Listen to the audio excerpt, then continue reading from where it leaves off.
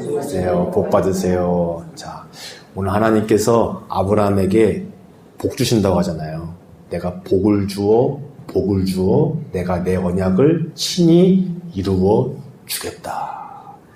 근데 아브라함이 믿기지가 않아가지고 허탄한 웃음을 지으면서 이스마엘이나 잘 살기를 원합니다. 이렇게 이야기하는데 아니다.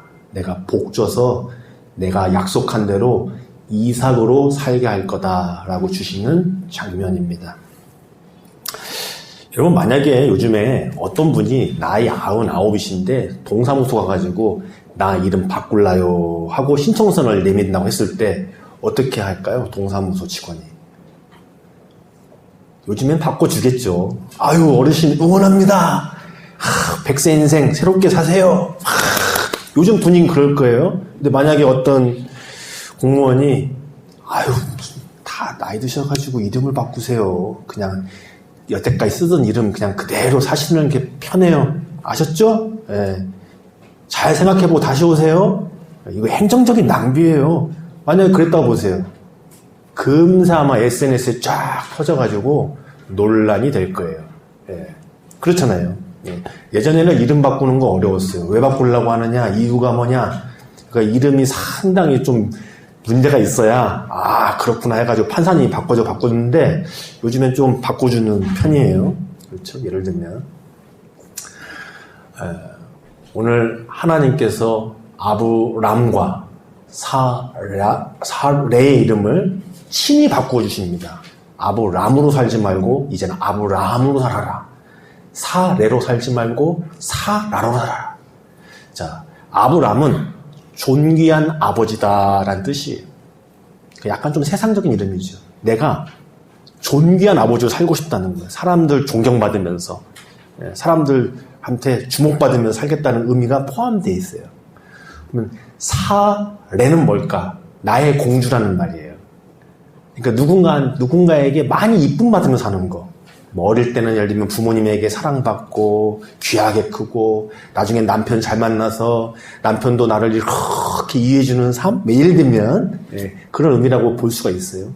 그런데 하나님께서 아브라함 열국의 아비가 되게 하겠고 사라 열국의 어머니가 되게 하겠다.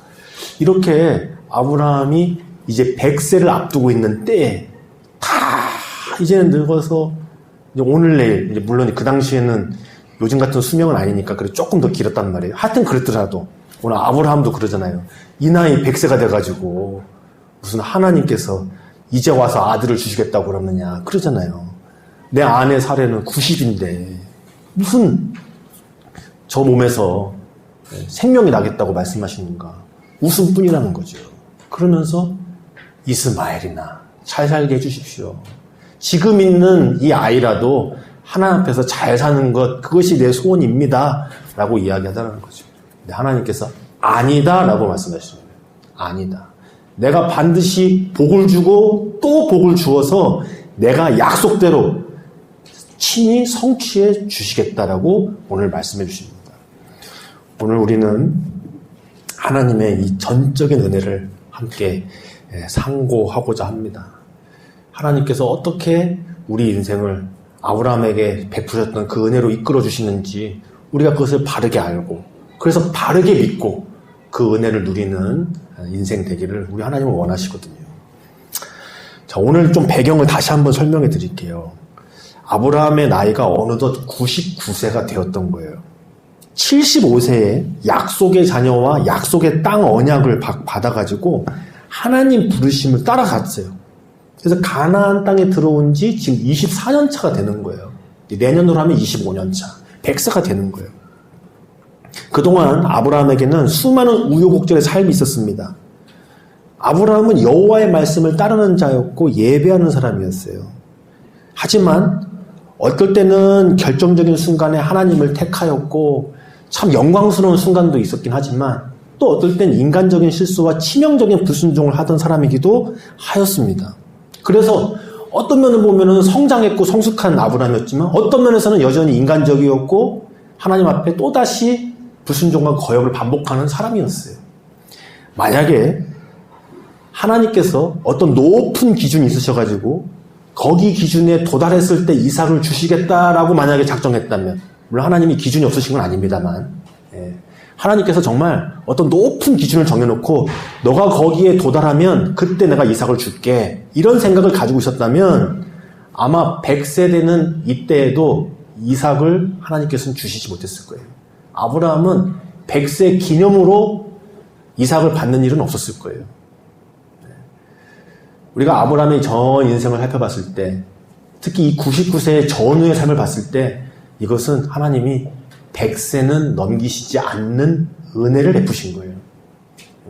그동안 하나님께서 성장하고 또 성장하고 드디어 100세 기념으로 이삭 줄게, 이런 것이 아니라 전적인 하나님의 은혜로 그래도 100세는 넘기지 않으시는, 어떤 기준이 충족해서 이만하면 아브라함 너 열국의 아비야, 사랴 너는 열국의 어미 될 만해, 그래서 주신 게 아니라 그래도 하나님께서 100세는 넘기지 않으시는 그 은혜로, 신실한 하나님의 성품 때문에, 하나님 때문에 주신 전적인 은혜라는 것을 우리가 알 수 있습니다.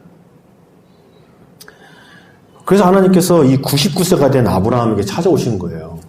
이게 참 동서양을 다 막론하고 9이라는 숫자가 다양한 의미가 있어요. 긍정적인 것도 있고요, 아닌 것도 있어요. 우리나라는 좀 아닌 쪽이죠. 보통 10살, 20, 30 이렇게 열을 반복하면서 우리가 어떤 기대도 있고, 또 그 미묘한 생각이 있잖아요. 9이라는 숫자에 되면. 그래서 우리나라 심지어는 9수라는 미신도 있어요. 9살 때 애분이 많다고, 9살 때 구설수가 많이 낀다고. 그런 거 믿으면 안 되겠죠. 근데 어쨌든 사회 심리적으로도 이 9살쯤 되면, 내년 10년쯤 되면 이제 싱숭생숭하고 별 생각이 다 든단 말이에요. 내가 뭐 했나도 드는 생각도 들고, 어떤 사람은 새로운 도전해야지 그런 생각 들고, 그런 게 보통 9이라는 해가 가져오는 생각이란 말이죠. 근데 지금 아브라함은 99세예요. 내년이 100세예요. 기대가 된다, 100세. 그동안 수고했어. 고마워. 또 100년을 부탁할게. 화이팅! 이렇게 할 수 있는 100세가 아니란 말이에요. 이 아브라함의 99세가 그런 99세가 아니라는 거죠. 한편으로는 하나님의 은혜와 사랑이 감사하고 감격스럽지만, 또 한편으로는 내 지금 처지와 환경을 한탄하지 않을 수 없는 그런 것이 공존하는 그런 99세. 그러니까 하나님 앞에서 웃을 수밖에 없고, 하나님, 이 나이에 무슨 약속의 성취입니까? 이스마엘이나 잘 살았으면 좋겠습니다 라고 말할 수밖에 없는 그런 상황 속에서 하나님께서 찾아와 주셨다는 거예요. 그러면서 심지어 오늘 하나님께서는 아브라함에게 내가 아내에게, 사라에게 복을 주고 또 복을 주어서, 하나님께서 복을 주고 복을 주시면 가능하다는 거예요. 아이를 낳게 하겠다. 이스마엘이 아니고 내가 약속한 이삭을 통해서 친히 성취하겠다라고 말씀하시더라는 겁니다. 그래서 심지어는 이름도 정해주시고 아예 확정해주세요. 내년에는 아이를 낳게 될 거다. 이건 하나님께서 정하신 거고, 하나님께서 이제 친히 행하신다는 거거든요. 바로 이러한 배경 속에서 오늘 말씀이 주어진 겁니다. 그런데 이 말씀의 은혜가 어떤 깊이와 풍성함이 있는지를 알려면 아브라함이 어떻게 살아왔는지, 이 99세를 전후로 해서 어떤 인생을 살아왔는지를, 그리고 하나님께서 어떤 은혜를 베푸셨는지를 좀 차곡차곡 쌓아가야, 하나님이 이렇게 아브라함에게 오신 거구나, 이런 마음으로 아브라함과 사라의 이름을 바꿔주신 거구나, 이삭을 주신 것이구나, 우리에게 그래서 이것이 복음이구나 라는 것을 더 깊이 알 수 있겠죠. 그래서 한번 앞에서부터 차근히 한번 살펴보도록 하겠습니다. 새벽에 쭉 살펴오던 내용이에요. 자, 아브라함이 가나안 땅에 들어온 지 단 대략 추정을 해보면 9년 차쯤 됐을 때일 거예요. 9년 차쯤. 한 8, 9년 차쯤. 어떤 일이 있었냐면, 조카 롯은 아브라함을 떠나버렸어요. 배신하고. 그런데 그 땅에서 전쟁이 일어난 거예요. 4개 연합군하고 5개 연합군하고 싸움이 붙은 거예요. 네피림의 전쟁이죠. 왕들의 전쟁인 거예요. 그돌라오멜이라는 그 당시에 패권을 가진 왕이 있었나 봐요. 한 13년 정도 이 가나안 땅 왕 족속들이 조공을 바치다가 우리 도저히 이렇게 못 살겠어. 내년부터는 조공 안 내. 그랬다가 이 그돌라오멜이 나머지 3개 왕하고 연합군을 끌고 와가지고 전쟁이 벌어진 거예요. 그런데 홈그라운드에서 이 가나안 족속 왕들이 진 거예요. 그러다가 소돔과 고모라 왕은 또 역청에 빠져가지고 포로로 싹 끌려가 버리는, 그 바람에 롯도 끌려갔다는 거 아닙니까? 근데 아브라함이 자신의 생명을 걸고 자신의 족속에 존폐를 걸고 조카 롯을 구원하기 위해서 출정을 하죠. 우리가 지난주에 한번 쭉 살펴봤으니까 기억나실 거예요. 그렇게 해서 하나님께서는 그러한 아브라함과 함께 하셔서 큰 승리를 주십니다. 그러한 아브라함에게. 아브라함은 왜 전쟁에 참여했냐면 크게 2가지 이유예요. 조카 롯을 구원하기 위해서. 그 배은망덕한 조카 롯을 구원하기 위해서. 안 변한 거예요. 너와 나는 친족이다. 고륙이다. 싸우지 말자. 그럼에도 떠나간, 배신한 그 조카 롯을 여전히 하나님의 마음으로 구원하기 위해서 출정한 거예요. 또 한편으로는 이 전쟁이 어떤 여파가 올지를 내다볼 수 있는 거죠. 이게 이대로 끝나는 게 아니잖아요. 아브라함에도 영향이 오는 겁니다. 세상 나라의 패권에 따라서 영향이 오잖아요. 그래서 우리도 요즘 시대에 똑같은 세상을 살고 있습니다. 네피림의 전쟁, 왕들의 전쟁, 여기 살고 있는 거예요.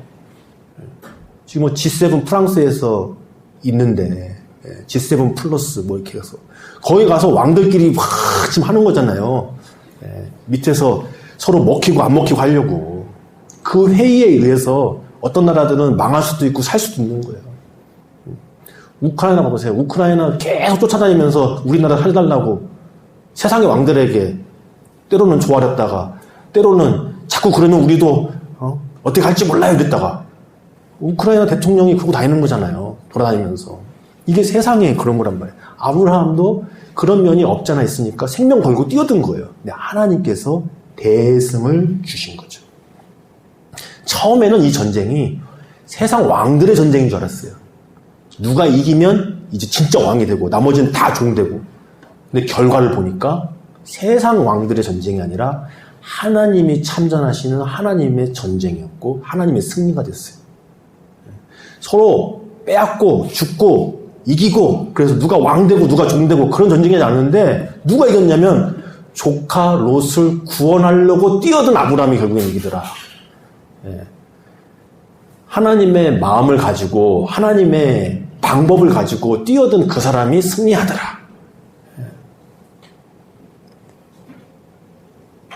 그래서 오늘 이 14장에 가보면 그런 장면이 나오죠. 전쟁에 승리한 이후에 신비의 왕이자 제사장이었던 멜기세덱이라는 그 당시에 살렘 왕이 떡과 포도주를 가지고 와서 아브라함을 축복을 해줘요. 하나님을 찬양하면서 아브라함을 축복을 해주니까 아브라함이 그 전리품 중에 10분의 1을 멜기세덱에 바치는 장면이 거기서 나오는 거예요. 하나님께서 이 모든 전쟁을 승리하게 하셨다. 나의 생명을 하나님께서 지켜주셨다. 하나님께서 이 모든 것을 우리에게 주신 것이다. 승리하게 하신 거다. 이 고백으로 하나님 앞에 최초의 10의 1을 드리는 장면이 거기 나오는 거예요. 이건 나중에 이제 좀 더 깊이 세미나나 이런 걸로 좀 해봐야 되는데 적어도 그 고백이 그런 고백은 아니죠. 하나님 이 전쟁에 한 10분의 1 정도 도와주신 것 같아요. 10분의 1 받으세요. 하나님 지분이 한 10분의 1 정도 됩니다. 한 5% 정도 되지만 제가 좀 인심 넉넉하게 해가지고 10분의 1로 쳐서 드리겠습니다. 그런 의미 아니잖아요. 전적으로 하나님이 주신 승리입니다. 이 전쟁과 같은 네피림의 세상 속에서 하나님이 승리케 하셨습니다. 날 건지셨습니다. 이 고백으로 하나님 앞에 바쳐드린 거죠. 그런데 여기에서 소돔 왕이 죽다 살아난 소돔 왕이 결국에 자기 족속은 싹 멸절당할 뻔한 거예요. 다 뺏겼잖아요. 근데 아브라함 때문에 도로 찾은 소돔 왕이 매우 간사한 이야기를 합니다. 아브라함에게 이렇게 얘기해요. 사람은 나에게 돌려보내되 재산은 다 가져가시오. 매우 간사하고 영약한 말이죠. 그 당시에 네피림 전쟁에서 왕들의 전쟁에서 이긴 사람이 다 갖는 거잖아요. 이건 다 원래 다 아브라함 거였어요. 그런데 사람은 내게 주고 재산은 가져가라. 아브라함이 이 속셈을 다 간파했어요. 아주 지혜로운 거죠. 그러면서 아니다. 너 다 네 거 너 다 가져가라. 나중에 뒤에 가서 내가 아브라함을 치부하게 할까 하여 네 거는 조금이라도 내가 손대지 않겠다. 여기 목숨 걸고 싸우는 사람 목만 챙겨주라. 이렇게 얘기를 합니다.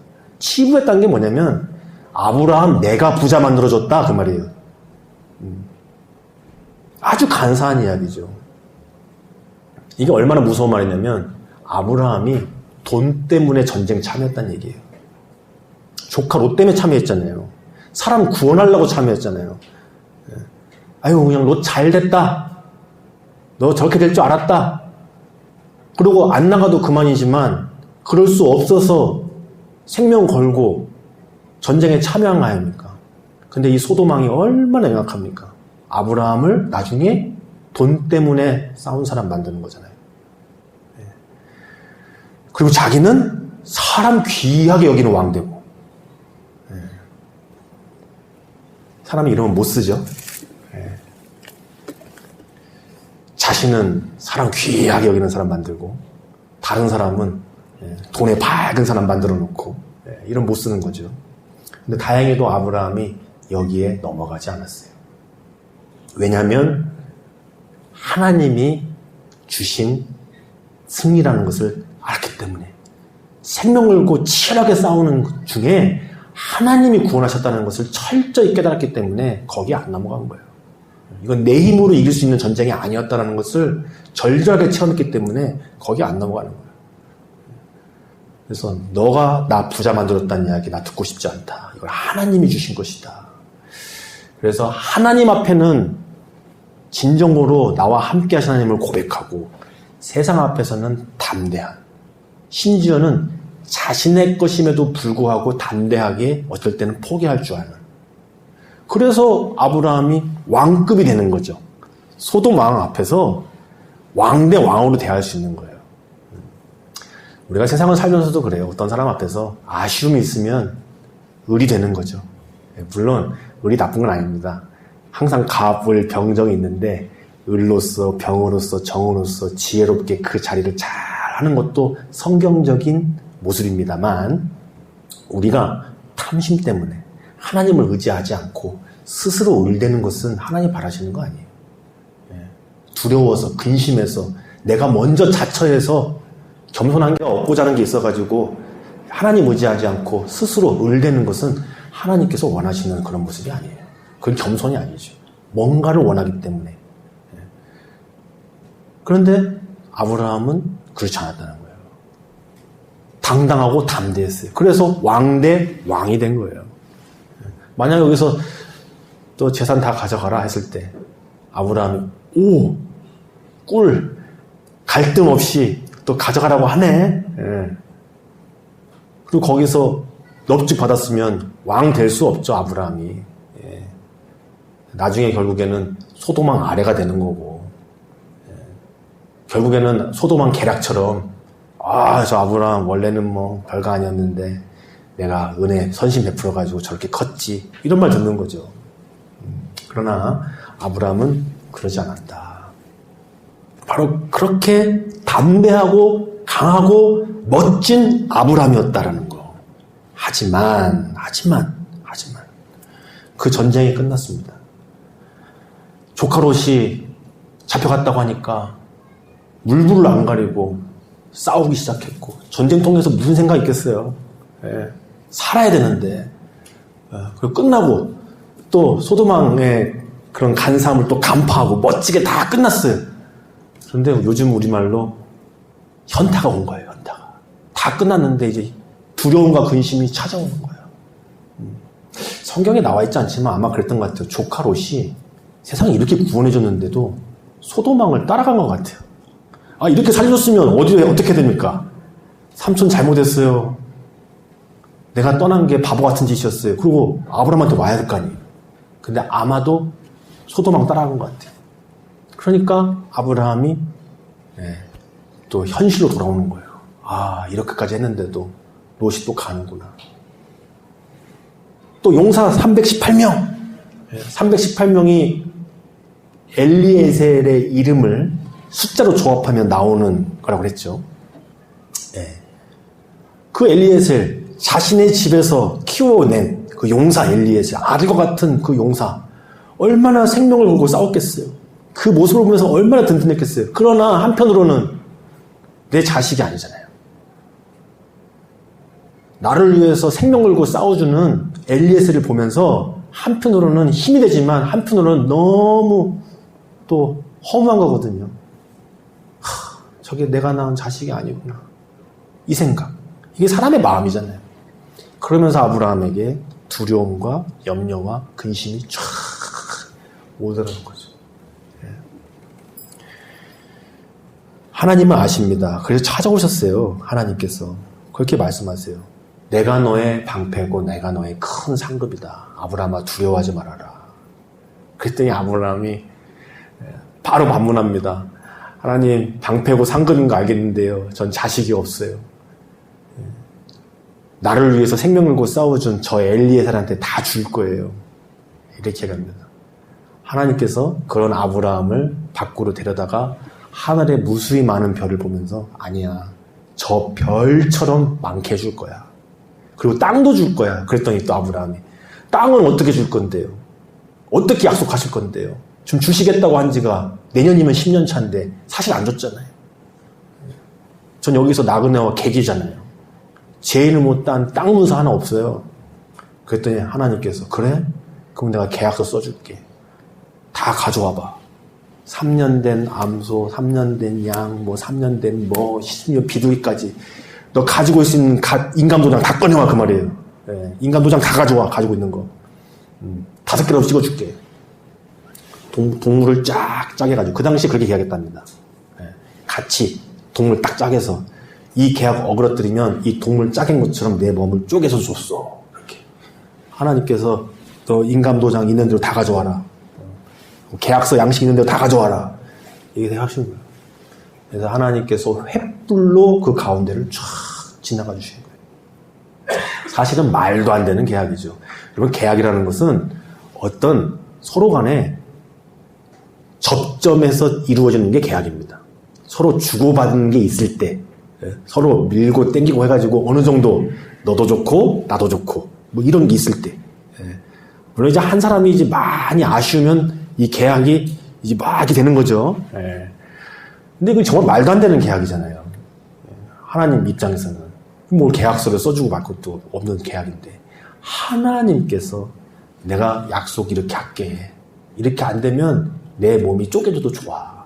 심지어 이것이 훗날 예수님께서 예수님의 몸을 쪼개셔서 십자가에서 가르셔서 우리에게 약속해 주신 거잖아요. 우리 지금 그걸 믿는 거잖아요. 예수님께서 십자가에서 자기 몸을 찢으신 것을 보고 우린 다 믿는 거 아닙니까? 하나님 날 사랑하시는구나. 예수님 다시 오시는구나. 천국은 있구나. 하나님 말씀대로 예수님 말씀대로 사는 것이 복이구나. 그렇게 살아가지고 복 못 받으면 내가 책임질게 그 말이에요. 예수님의 몸을 찢으셔서 예수님처럼 살면 천국 백성으로 살면 하나님 나라가 너희 것이 된다는 걸 내가 보장할게. 그런 의미랑 마찬가지인 거예요. 그렇게 하나님께서 아브라함에게 하늘의 뭇별의 언약과 횃불 언약으로 약속을 주셨어요. 놀라운 일이죠. 그런 감격스러운 장면이 바로 오늘 15장에 있는 거예요. 자, 그런데 자, 지금 계속해서 지금 쌓아가고 있는 겁니다. 자, 쌓아가고 있는 거예요. 하나님의 은혜가 얼마나 크신지. 자, 이랬는데도 하나님이 뭇별의 언약과 횃불 언약을 주셨어요. 엄청난 감격적이잖아요. 그런데 16장에 가보니까 드디어 10년 차가 됐대요. 성경에 써 있어요. 일부러 써놨어요. 16장 3절에 이렇게 써 있어요. 읽어드릴게요. 아브라함의 아내 사레가 그 여종 애굽 사람 하갈을 데려다가 그 남편 아브라함에게 첩으로 준 때는 아브라함이 가나안 땅에 거주한 지 10년 후였더라. 이게 사람이 참 그런 게 있잖아요. 1주년, 3주년, 5주년, 7주년, 10주년 이런 게 있지 않습니까? 10년에 대한 어떤 인내심의 또 한계라고 볼 수가 있는 게 또 10년. 그래서 그런 말 하잖아요. 어떤 한 분야에서 10년 버티면 나름 장인이라고 인정해줘야 한다고. 그만큼 10년의 고비라는 게 참 큰데 안타깝게도 이 사례가 이 10년의 고비를 못 넘긴 것 같아요. 그래서 아브라함도 덩달아 그 10년의 고비를 못 넘긴 거고요. 그래서 앞에 써 있어요. 아브라함이 하나님 말 안 듣고 사례의 말을 듣더라. 사례의 무슨 말을 들었느냐? 아, 여보, 내가 이 나이 돼가지고 아이를 낳는다는 게 말이 돼. 여지껏 하나님 안 주시고 계시잖아. 지금 10년이 지났어. 내가 생각해보니까 하나님께서 당신에게 주신 약속 아니야? 굳이 나한테서 낳아야 돼. 내 몸종 하갈 젊고 힘이 있어. 그리고 내 말을 잘 들어. 이 하갈에서 나면 내 애나 마찬가지인 것 같아. 이걸 계속 이야기했을 거란 말이죠. 예. 아브라함이 그래서 사례의 말을 들었더라. 그래서 이 사례의 몸종 하갈에게서 자손을 보게 된 거예요. 그런데 참 사람은 사람의 계획대로 될 줄 알아요. 그 모든 것이 내 통제 안에 있을 줄 알아요. 그렇지 않죠. 사례는 자신의 생각대로 했습니다. 심지어는 하갈을 믿었어요. 하갈이 아이를 갖더라도 여전히 하갈이 자신과 지금과의 관계 유지할 줄 알았고 하갈이 낳은 자식을 내 자식처럼 키울 줄 알았겠죠. 그게 인간의 생각이라는 거예요. 근데 와르르 무너집니다. 하갈이 임신하자마자 잉태하는 걸 알자마자 그때부터 자기 주인이었던 사례를 업신여기고 무시하기 시작하는 거예요. 예상하지 못한 거였죠. 마치 아브라함이 조카 롯을 철석같이 믿었는데 애국 갔다 오더니만은 조카 롯이 확 바뀌어가지고 삼촌한테 대들고 배신하고 떠난 것처럼 생명 걸고 구원해줬더니 또 쭈르륵 소도망 떠나간 것처럼 이게 사람이 자기 뜻대로 내 자신도 내 뜻대로 안 되는데 다른 사람이 내 뜻대로 된다는 걸 바라는 거는 이제 어이없는 미신이죠. 사람이 내 뜻대로 된다는 것은 어이없는 미신입니다. 우리는 하나님 앞에 내가 순종할 뿐입니다. 이렇게 오늘 사례가 자신의 뜻과 계획과 기대 앞에서 여지없이 뒤통수를 당합니다. 아브라함이 조카 롯에게 당했던 것처럼 하갈에게 당합니다. 근데 이것도 마찬가지예요. 하갈도 역시나 상당히 큰 착오와 오판을 했어요. 내가 임신했으니까 내 위주로 돌아가겠지. 내가 이렇게 해도 어떻게 못하겠지. 우리 아브라함과 사례가. 근데 이것도 오판이었어요. 아브라함과 사례도 자기가 알던 주인이 아니었어요. 사례가 하갈을 학대하기 시작합니다. 아브라함도 모른 채 합니다. 여자들 일이니까 여자들께 알아서 하시오. 이렇게 됩니다. 이게 세상에 일어나는 거예요. 10년을 가나안 땅에서 하나님 손에서 우여곡절 속에 훈련받고 연단받았는데 결정적인 순간에 사례는 마치 하와가 선악을 알게 하는 나무를 뱀에 꼬여가지고 먹듯이 하나님 말씀을 가감해가지고 결국에는 불순종하듯이 우리 남편이 나오면 되는 거 아니야? 꼭 나 아니어도 되는 거 아니야? 이렇게 넘어가고요. 아브라함은 마치 아담이 하와에게 넘어가듯이 그렇게 하와의 말을 듣고 하나님께 거역하는, 그리고 그 몸종 하갈을 학대하는, 방치하는, 방임하는, 모른 채 하는 그런 모습을 보여주게 됩니다. 10년을 하나님 앞에서 동고동락 했으나 그 보여주는 모습은 참으로 비참하더라는 거죠. 이제 번외로 천국에 가면은 그래가지고 이 아담하고 아브라함하고 그렇게 친하시대요. 서로 만나면 계속 그 얘기를 한대요. 그때 내가 하와 말을 듣지 말았어야 되는데. 그러면 아브라함이 그런데요. 그러니까요. 저도 사례 말을 듣지 말았어야 되는데. 두 분이서 만날 때마다. 그래가지고 서로 아내 말 듣지 않기 운동본부 회장하고 총무라고 하는 썰이 있어요. 그러면 안 되겠죠. 성경은 서로가 하나 되고 연합하고 하나 앞에서 같이 듣고 같이 순종하고 서로가 도로를 사랑하고 존중하고 하는 겁니다. 자, 어쨌든 바로 이런 치명적인 불순종을 합니다. 10년 차에 그것도. 어쩌면 하나님께서 이때 이삭을 주시려고 했을지 모릅니다. 성경을 가지고 만약에 어쩌면 뭐 이렇게 하는 것은 뭐 바람직하지 않지만 어쨌든 성경을 보면 그렇잖아요. 출애굽한 백성도 원래 하나님의 계획은 뭐였습니까? 2년 만에 가나안 땅 입성이에요. 근데 불순종하잖아요. 하나님께서 40년을 채우시잖아요. 근데 그 40년이라는 것은 그래 한번 오랜 세월 고생해봐라 그런 뜻이 아니에요. 40이라는 의미가 있잖아요. 하나님이 친히 하시겠다라는 의미의 40년인 거예요. 하나님이 친히 하시겠다는 의미의 40년인지 너네 40년 한번 꽉 채워봐라 이런 의미가 아니라 이제는 하나님이 전적인 은혜로 하시겠다는 거예요. 나중에 보면 뭐 여호수아 군대도 별반 다를 게 있나요? 뭔가 대단히 훈련돼가지고 하나님께서 그래 너희들은 자격 있어 가나안 땅 들어가? 그런 거 아니시거든요. 하나님이 하신 거거든요. 여호수아 군대도 결국엔 하나님이 하신 거예요. 그러니까 하나님이 하나의 방법으로 들어가게 하셨다는 의미로 40년인 거지. 예. 물론 훈련받고 순종하고 성장하는 것은 있지만 궁극적으로는 하나님이 하시겠다는 의미의 40년인 것처럼 이 10년 차가 어쩌면 하나님께서 이삭 주실 때였을지도 모르나 아쉽게도 아브라함과 하와가 그 10년 차의 고비를 믿음으로 받아들이지 못하고 넘어가게 됩니다. 그리고 나서나 십수년이 지났다는 거예요. 이렇게 해석할 수 있는 이유가 뭐냐면 성경에서 자꾸 나이를 언급하거든요. 가나안 들어온 지 10년 차였다 이야기를 하고요. 이 불순종한 때가 아브라함 나이 86세였더라 이렇게 마무리를 해요. 자꾸 나이 이야기를 해요. 그리고 99세가 되었더라. 점프를 쫙 합니다. 십수년을. 아브라함이 그렇게 이스마엘 낳고 또 기르며 그렇게 살았다는 거예요. 그 엄청난 불순종 때문에 인생이 지금 꼬여버렸어요. 이삭이 태어나면서 이스마엘이 태어나면서 말 그대로 다 뒤죽박죽 꼬여버렸다고요. 이게 보통 일이 아니에요. 하나님이 주시겠다고 하는 약속도 꼬여버리고요. 손수도 꼬여버리고요. 주종관계도 꼬여버리고 다 꼬여버렸어요. 그렇게 살아가는 거예요. 그런데 하나님께서 99세에 찾아오시는 거예요. 100세는 넘기지 않으시는 뭐가 돼서가 아니라 하나님의 은혜로 100세는 넘기지 않으려는 그 은혜로 찾아오셨어요. 그래서 오늘 이 말씀이 있는 겁니다. 하나님은 아브라함의 이름을 이제 너 아브라함 해야겠다. 열국의 아비가 되라.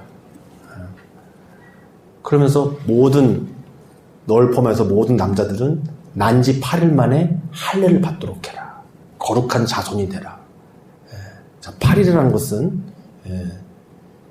새로운 창조를 얘기합니다. 하나님이 6일 동안 세상을 창조하시고 7째 안식을 하시고 8일째가 사실은 창조의 시작이죠. 우리 예수님 8일째 부활하셨습니다. 우리는 엄밀히 말하면 8일째 날에 예배드리는 겁니다. 예수님 부활하신 날. 그러니까 8이 그런 뜻이에요. 그래서 8일째 그래서 할례 받는 거예요. 옛날 주석 보면 뭐 8일째가 인간의 몸에 칼륨이 제일 많아가지고 고통이 제일 적다. 그래서 과학적으로 하면 어떻게 하셨을까? 8일째가 제일 고통이 없는 날인 줄. 그거는 너무 허접한 해석인 거고 8일째는 재창조의 날, 구원의 날, 하나님의 부활의 날입니다. 그래서 그런 족속 되라. 표징 주시고. 전적인 하나님의 은혜신 거죠. 어떤 개연성이 없어요. 성경을 보면 하나님이 그렇게 인도해 주셨는데 10년 차에 하나님 앞에 엄청난 불순종을 해버리고 인생이 꼬여버리는 거예요. 이스마엘이 등장을 해가지고. 그런데 하나님께서 100세가 되든 해 1년 앞두시고 찾아와 주신 거죠. 전적인 은혜입니다. 이름 바꿔주시고요.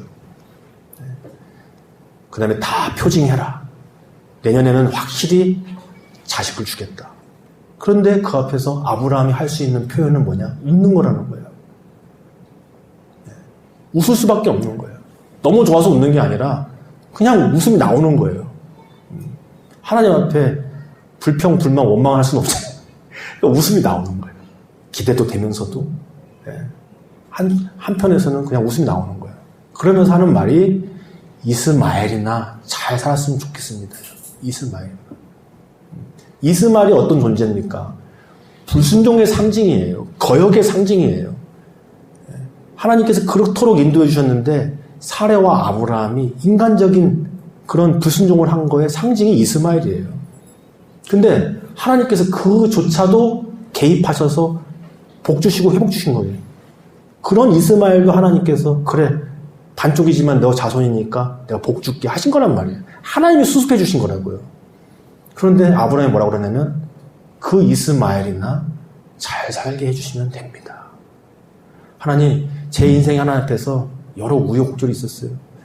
때로는 하나님 잘 따라하게 됐고요. 때로는 저 불순종하게 됐습니다. 그리고 지금 현재 이 모습이 제 모습입니다.